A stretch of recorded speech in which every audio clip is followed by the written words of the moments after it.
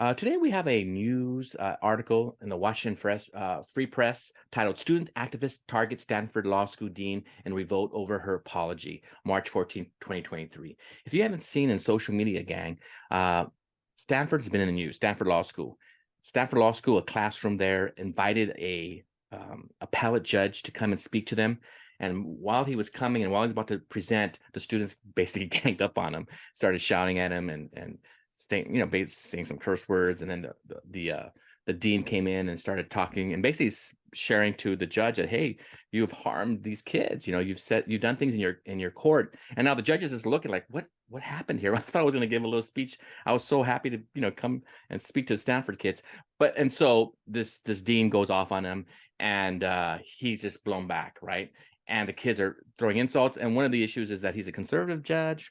One of his cases recently, he had a transgender person in his class, in his court, and he referred to them as a she, I believe, and they want to be referred to as a he. And so the kids were upset that he didn't use the right pronouns, and so they were sharing that to him. They're throwing insults to him. And so the whole deal with this article is that the dean of that law school wrote an apology letter. She wasn't there, and her name is Martinez. And so did the president of Stanford, when they apologized to the judge, sorry, and so forth. And the kids were upset that she apologized. They gave her insults. They plastered all these notes on her whiteboard when she got to school, saying you shouldn't apologize. We have First Amendment rights and so forth.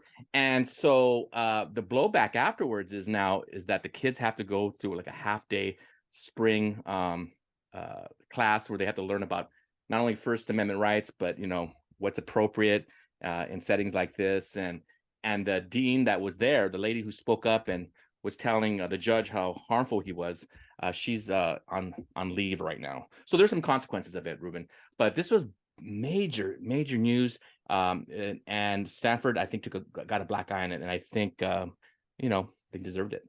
What's your thoughts on it? Well, I find the irony to be, this is the kind of story that would make me angry on the face of it, but the irony is hilarious because you have a judge who is heckled in attempting to give a speech. So you don't like what somebody says. We're talking about it on a different news event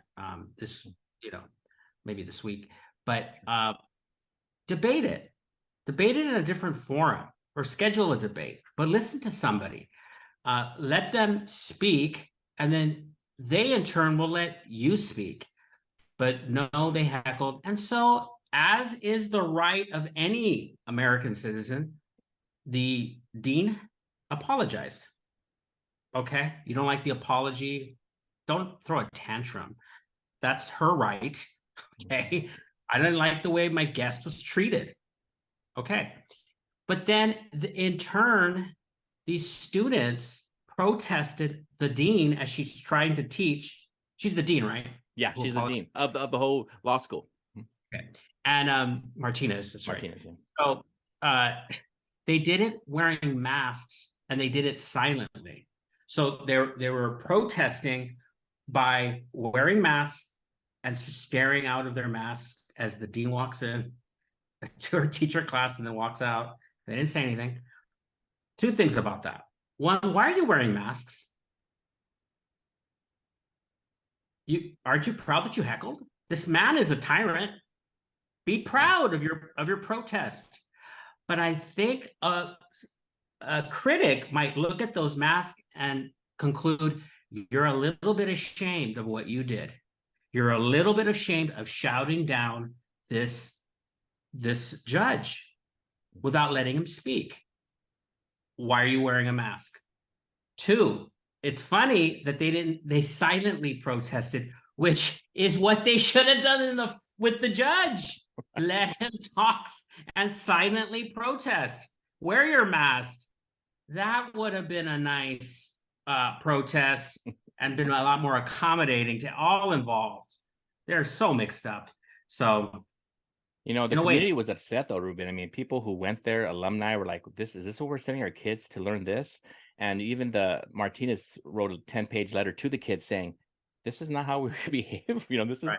we need some So, help here. And so yeah. yeah. And so it's real funny that one of the students who protested said, "We don't feel safe that we are not allowed to heckle, or we're not allowed to verbally protest when somebody comes in." And don't they ask themselves? Don't they challenge themselves ever?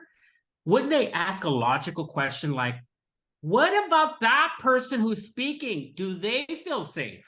Yeah. Maybe they don't feel safe by your shouting out at them, but they wouldn't. This is the type of person that wouldn't do that, would never challenge themselves and ask themselves a question. And in a way, so it's funny. I'm against this type of shutting down of free speech. I feel like I'm consistent about it. And we talked about it in another video about the issue about parents' Mhm. rights bill. And I don't think it's right to ban any kind of speech or book, even when it's how to be an anti-racist or how not to be an anti-racist by Kendi and all this other stuff that's going out. Debate it. Yeah. I've said You it know, enough. People are probably sick of hearing from me on no, this. no, thank you, Ruben. Yeah, once in a while we let you on your soapbox. I do want to go in a little light before we say goodbye. I do want to say to my Dodgers, have a good season, Dodgers, and we're gonna win it this year, buddy. And with that, we're gonna say For the good. beep. Oh, the beeps. No, we're don't worry about the beeps. Hey, have a good one. We'll see you guys next time on Pod and Deliver. Bye bye.